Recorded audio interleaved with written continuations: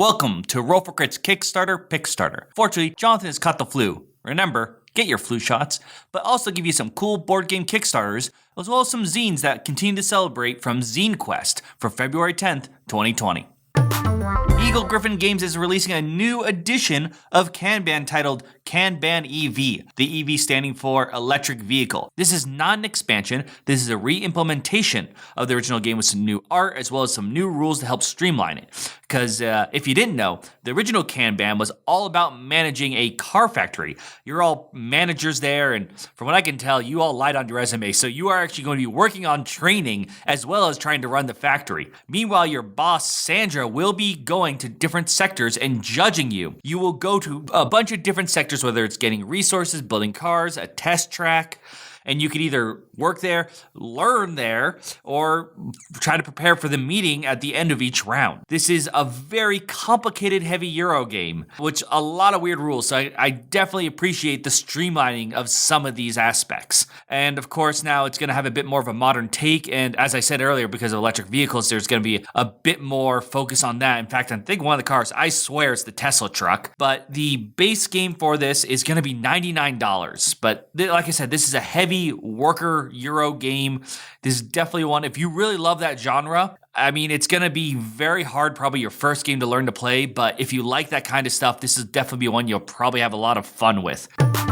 Leaving the modern day of electric cars, Giochix is going to take us back to the 50s with Frutticola. This is not about cola soda, it's actually about jam. In this game, you are trying to farm fruit and then produce jam to sell at the marketplace. The way it actually works, though, is each round you're going to play an action card that has a number as well as the number of workers and maybe a special rules or actions you're going to do. So you're going to actually choose in the turn order where you want to be depending on the number you play, but as you can guess, probably later turn order means you'll get more workers to use as well as better actions. In addition, you actually have different kinds of workers. It's not that certain spots only allow certain workers, it's more of you get a benefit or punishment if you don't use a certain worker there. And then of course you'll be placing those workers to either get fruit, change them into jam, or sell them at the marketplace. You'll also have to make sure you manage other things on the board because the fruit, I think a couple other games have done this, will actually change in value what they sell for depending on how many people are selling it. So if a lot of people are selling strawberry stuff, it's going to be cheaper because you're flooding the marketplace. You're going to play multiple rounds until you make it to around the Christmas season where you're going to have one big final selling round. Whoever has the most money wins. I do love the idea of multiple workers. It's one of the reasons why I actually like Paladins of the West Kingdom.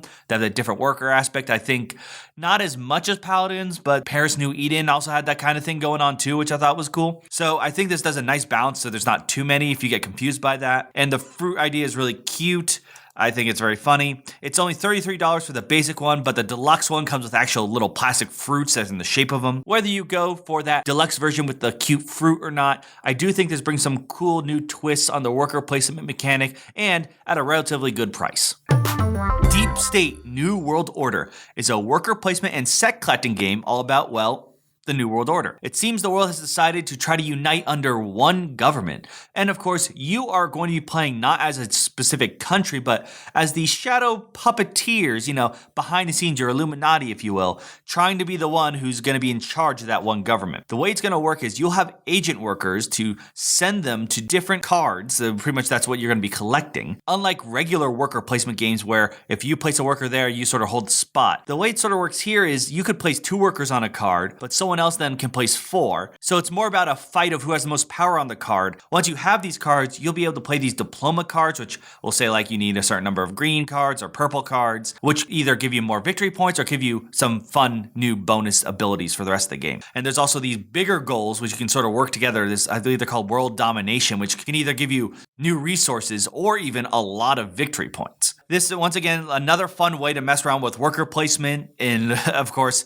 I love the idea of the puppeteers because in essence, that really is a worker placement. You are puppeteering different people, so why not go all in on it? And for $35, it's a pretty good deal. That, of course, is just the regular edition. There's, of course, more with the little expansions. I think, though, I would love to just go up because they include the Fourth Estate global media, which, if you know nowadays, that really is where the power is controlling the news. So let me know what your thoughts are and if you think they're pulling my strings.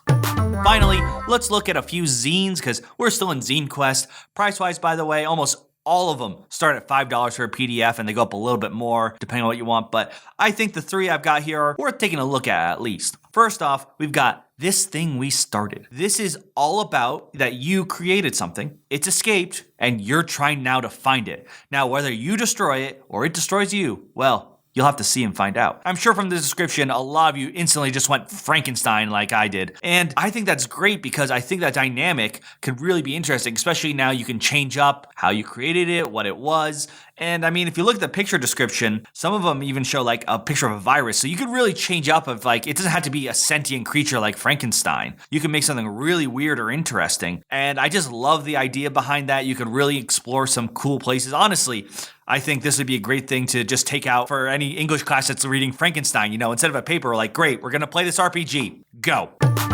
Next up, I have What Happened at Wyvern Rock, Issue 2, Strange Places. They actually did a issue in the original Zine Quest, and this is their second one. In this, it's all really about focusing on locations and maybe differentiating them from a haunted house versus something a bit more like the Bermuda Triangle or Area 51, a bit more alien related. They're really trying to bring that strange, more like X-File-ish to the high fantasy elves and stuff. I definitely love the idea of adding weird locations, especially a twist on it. I mean, even in other games, when you have that weird place like in Fallout where you find the alien crash ship or something that sort of is a bit different from the rest of the world, it can really bring a twist to your campaign, especially if they weren't expecting something like that. Once again, this starts at $5, but they have other ones. You can get the first issue 2 in PDF forms in a bunch of their levels, so don't worry if you missed out from the first Zine Quest. Finally, we have They Cried Monster. This is all about either killing or protecting monsters. Yes, very different ends of the spectrum. The reason behind this is you're monster hunters, not the copyrighted term, and you're going to have to make the choice of whether to continue hunting these monsters or maybe it's not ethically right to kill these guys. I think that's very interesting. It's not the simple, let's just kill the big bad dragon or something. Because if you actually look in real life, a lot of different creatures have different effects on the ecosystem. And short term, yeah, maybe killing the monsters is good for the sheep herder or something. But it could cause the wild deer population there to go crazy. There are a lot of weird effects, but I love the idea behind it. I'm sure it's going to have some cool monsters. It also seems to have a cool thing to deal with social aspects of the people. You may actually have a mob chasing you. And even in the picture, I have it on screen, we'll even have like things like mating season and stuff. So maybe you accidentally will kill the last male or female, which is going to be a little depressing. Thanks for checking out this Kickstarter Pickstarter. Really sorry Jonathan couldn't make it. Before we go off, gotta do a shout out to Chaosmos Temple expansion on Kickstarter. I mean, we did a whole video for it. You can check the link down below. But the Chaosmos game in general, we really love it. I mean, you can watch our regular review for it before, and we think the expansion fixes a lot of the stuff we would want to see in this game. And if you don't know, we're actually also running a contest. You can actually win the base game of Chaosmos right now. We'll, of course, include a link down here as well, but it's also in the video for the expansion preview. Other than that, let me know what Kickstarters I missed out on. Obviously, this is probably going to be a bit more because it's just me. I'm sorry we can do as much discussion. Maybe when Jonathan feels a little bit better and we get back to the couch to discuss things, we'll go into a bit more detail about some of these Kickstarters or the ones you submit in the comments. Until then, I'm Will, and this has been Kickstarter Pickstarter. We want you to like and subscribe, and if you have the chance, take a look at our Patreon. Thank you for being a friend. Subscribe to our channel and back again. Okay.